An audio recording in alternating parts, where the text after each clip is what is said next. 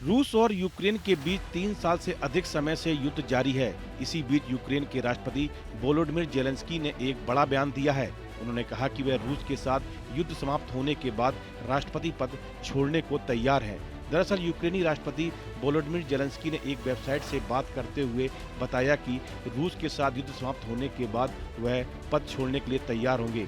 इस बातचीत के दौरान जेलेंस्की ने कहा कि मेरा लक्ष्य युद्ध समाप्त करना है, न कि पद के लिए दौड़ना। यूक्रेन के राष्ट्रपति ने इससे पहले संयुक्त राष्ट्र में कहा कि रूस को रोका जाना चाहिए। उन्होंने इस दौरान यूक्रेन के राष्ट्रपति ने पूरे दुनिया से रूस के खिलाफ सख्त कदम उठाने की भी अपील की। उन्होंने आरोप लगाया कि रूसी राष्ट्रपति व्लादिमीर पुतिन यूरोप में जंग का विस्तार करना चाहते हैं। जेलेंस्की का कहना है कि हथियारों की विनाशकारी दौड़ में काफी आगे है और इसको नजरअंदाज नहीं किया जाना चाहिए।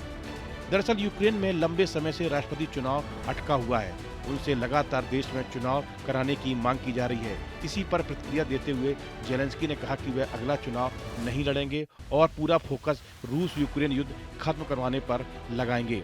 जेलेंस्की ने 2019 में यूक्रेनी राष्ट्रपति चुनाव जीता था, तब से वे इस पद पर बने हुए हैं। उन्होंने कहा कि मेरा लक्ष्य युद्ध समाप्त करना है, पद के लिए दौड़ना जारी रखना नहीं। यह टिप्पणी उनके लिए अब तक के सबसे स्पष्ट संकेतों में से एक है कि उनका अनिश्चित काल तक सत्ता में बने रहने का इरादा नहीं है। जेलेंस्की 2022 में रूस के पूर्ण आक्रमण के बाद चर्चा में आए। रूस यूक्रेन युद्ध के शुरुआती महीनों में जेलेंस्की की लोकप्रियता 90% तक बढ़ गई थी, जिसको लेकर साल की शुरुआत में फरवरी के समय ट्रंप ने झूठा दावा किया था कि उनकी लोकप्रियता घटकर 4% रह गई। लेकिन हाल के सर्वेक्षणों में इस बात का दावा किया गया है कि 60% से कहीं ज्यादा बताई गई है।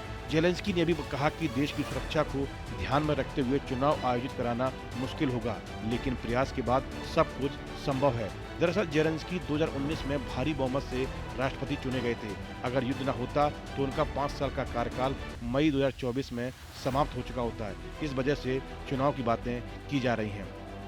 रूस और यूक्रेन के बीच जंग शुरू हुए 3 साल से ज्यादा का समय हो चुका है। जब जंग शुरू हुई तो माना जा रहा था कि छोटा देश यूक्रेन कुछ ही दिनों या हफ्तों में रूस के आगे घुटने टेक देगा, लेकिन ऐसा नहीं हुआ। दोनों ही देश लगातार एक दूसरे पर हमले कर रहे हैं। जंग के बीच सबसे बड़ा उलटफेर तब हुआ जब डोनाल्ड ट्रंप अमेरिका के राष्ट्रपति बने।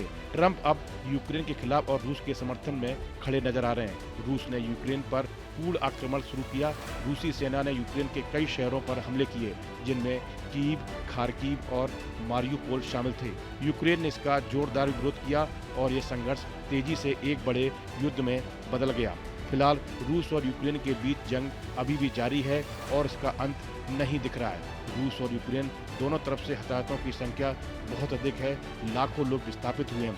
अंतर्राष्ट्रीय समुदाय लगातार शांति की अपील कर रहा है, लेकिन जंग जारी है।